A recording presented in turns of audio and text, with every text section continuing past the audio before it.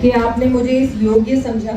और इस कार्यक्रम में आपने मुझे यहाँ आमंत्रित भी किया और इतना बड़ा मुझे सौभाग्य मिला कि मैं हमारे अमर शहीद हवलदार रामजी लाल कटेवा जी की मूर्ति अनावरण का एक मुझे भी अवसर मिला कि मैं वहाँ उपस्थित रही, क्योंकि उन्होंने जो इस क्षेत्र के लिए किया है, भारत के लिए किया है, भारत की मिट्टी के लिए किया है, अपने राष्ट्र के लिए किया है, मुझे लगता है कि उनका योगदान हम कभी नहीं भूल सके। तो मैं उनको नमन करती हूँ। आज मंच पर विराजमान हमारी उनकी वीरांगना श्रीमती प्रभाती देवी जी और समस्त परिवार, मैं सबसे पहले तो उनको नमस्कार भी करती हूँ और मैं उनको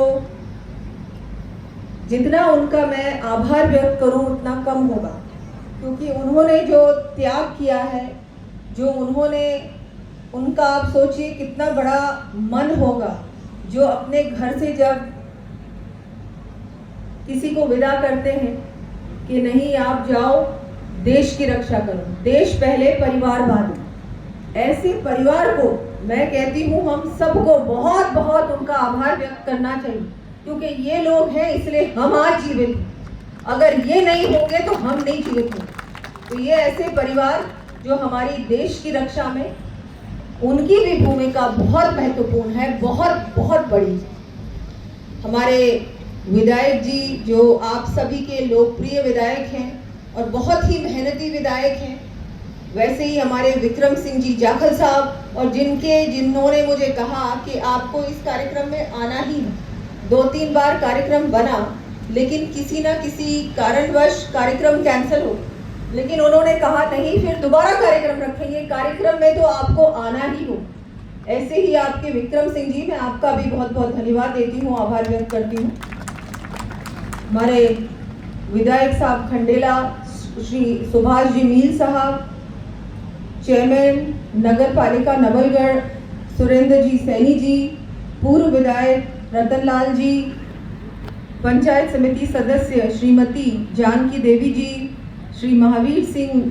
सिंह जी जो सरपंच है, और यहाँ विराजमान सभी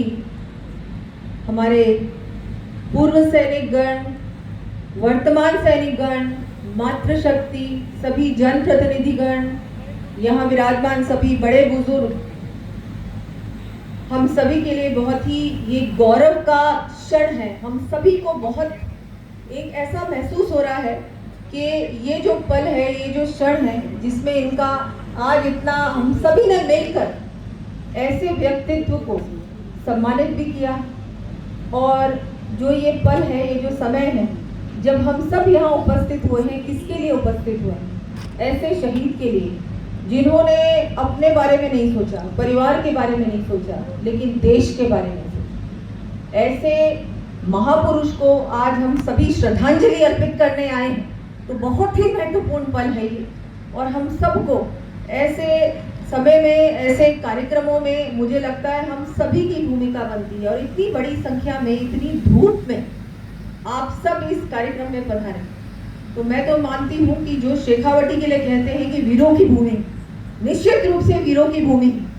ये शहीदों की भूमि,